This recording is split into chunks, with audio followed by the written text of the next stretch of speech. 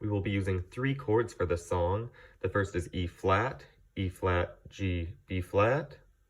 The second is F major, up a step, F, A, C. And the third one is a B flat chord, B flat, D, F, with a C root. And we do that for 2 measures. In one hand, that chord sequence goes like this, starting on E flat, 1, 2, 3, 4, E flat, 2, 3, 4, F, 2, 3, 4, E flat with the C 2 times back to the beginning.